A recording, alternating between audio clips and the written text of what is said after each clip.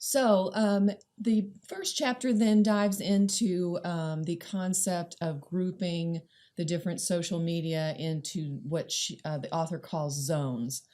So we've got four zones. On the left-hand side, you can see we've got social community. We have social commerce on that lower left. On the right side at the top, we've got social publishing and social entertainment. A lot of the references on the right-hand side are maybe a little bit outdated, and that's just the nature of entertaining a textbook when you're looking at digital and social media. I don't want you to spend a whole lot of time on this just yet. I do want you to become familiar with the different zones, however, but we will be looking at those in focus in the next four chapters. After next week, when we get finished with strategic planning, we'll be looking at those in focus. But I kind of want you to be aware, top level. The thing that I want you to carry away, though, is so we can begin, for our strategic planning purposes, understanding where we can utilize these zones in order to have a solid social media marketing plan. Whether or not we're in the social community, building relationships, whether or not we have goods and services that we can sell or raise money, social publishing, that's where the content gets shared, and then social entertainment. Is there any gaming possibilities or short form video that we could publish? So that's really why we need to care about it at this point. But don't worry, we will be spending quite a bit of time, a full week, on getting a solid understanding of these zones. The other thing I want to make sure that you come away with today is the different types of media. And maybe you're familiar with these and maybe you're not. Never hurts to have a refresher. So we have three primary types of media when we're talking about social media marketing, digital media marketing. The first and foremost is owned. And that would be any digital platform an organization or brand has direct control over. Key word being control. We may not own any real estate on Facebook, but we definitely have control over our profile and what is published on that channel. So control is the key word. Websites would be one, whether or not you had a blog would be another, and so on and so forth. Earned media is anything published about your brand outside of your control. That would be perhaps getting traditional media coverage. Say you, a PR professional, will typically do a press release and try to get some coverage that way. But other earned media would be reviews. As I mentioned, from Amazon, there is some controversy as to whether Amazonian reviews are bought and paid for. I know some of them are, but not all of them. And we'll look at motivation behind why people write reviews and don't get paid. But reviews, think about the last app that you launched on your phone if you use an iOS. A lot of times those apps will say, love it, please go rate it in the store. And that just is the power of that social networking theory. The more that you have up there, the more likely people will be to believe it. And that is a process of earned media. Sharing content also is a form of earned media. But the cautionary part of this is it can be positive or negative. So we really don't have any control over earned media. Paid is literally anything you pay for in the digital space, the social space, something like Google Ads, Facebook sponsored posts, advertorials, anything that you have to pay to play, for example. And that's really where we come in with, you have an article to read this week to set you up for some deeper issues for next week that we're going to get into. But the reason that Web 2.0 And this concept of earned, paid, and owned media really come into play is what I call this confluence of marketing and communication. You really can't do anything in a vacuum any longer, whether if you're part of a big agency or a big team. You might have an advertising team, you might have a marketing team, you might have a PR team, but they all need to be working in step, hand in glove, or else something's going to get missed. You have to have a sophisticated understanding of all three types of these media to inform and execute an effective strategy.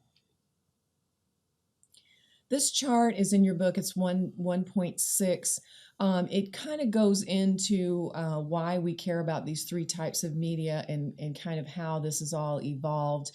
If you'll see on the left-hand side, you'll see this traditional marketing, and that's the old school way of that mass media. I think the television commercials, those of us who are old enough to remember Saturday morning cartoons, with the networks where you didn't have many choices. You definitely couldn't pause TV, and you're forced to watch the Fruity Pebbles commercial and drool because your mom and dad won't buy you that sugary stuff.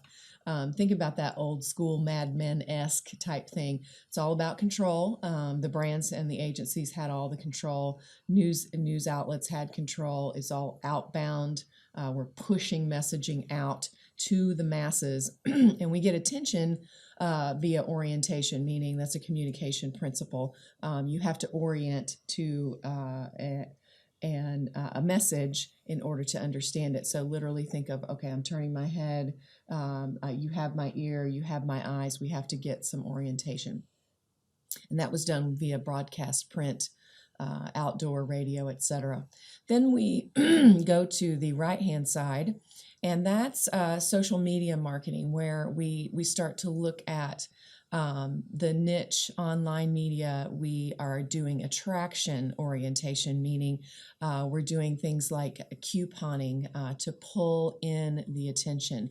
We're doing content marketing that has value for our social communities. So we're getting their attention by giving them something that they're interested in and pulling them in to maybe make the sale or what have you. I'm always pulled in by Ann Taylor. They're one of my favorite retailers, and when they put up a cute outfit, I'm pulled in. It's all about inbound traffic. Again, that attraction orientation and interactivity. Social media is all about interaction and participation. Excuse me. It's all about having a dialogue and sharing. And that's happening in social media networks, communities, blogs, etc. Then in the middle, we have what the book terms tradigital marketing, and that's simply a mixture of both of those philosophies. I want you to review this table on your own. Make sure that you understand kind of how in the zones we might use a mixture of paid and earned and owned media. And that's what it's all about, guys. It's really leveraging all of these things that are available to you, because you can't just depend on one of these. And breaking the social landscape out into zones, kind of complicates it just a little bit, but I think it makes sense in terms of how we're going to look at each one of these. So make sure that you understand that that's what we're trying to get to in terms of the marketing plan. Some of the objectives, as I promised, or one of the objectives at the beginning of this module was what kinds of things can we influence via social media? And the typical things, I would stand behind, we can pretty much influence everything because that's where people are living. But even as this book was being written, social media was kind of relegated to certain things. But these are really good places to start. We can increase awareness. We can influence desire, the example that I just gave from my personal life where I really like Ann Taylor. So my desire to go shopping is increased every time I see a really cool picture of a beautiful outfit. You can encourage trial. Again, that couponing. If you've ever been on Facebook and say you like a restaurant, they might sponsor an ad that offers you a free appetizer if you go for dinner. Facilitating purchase, it might have a buy now button right on the social media post. Or say a sponsored tweet, it can really cement that relationship and work on brand loyalty. And we're going to talk more about that next week. Recover from service failures. That's one of the things about listening and engagement.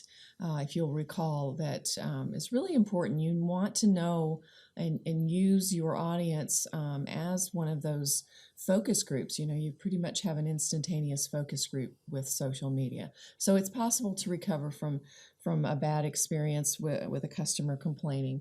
So those are some of the top level objectives you can achieve.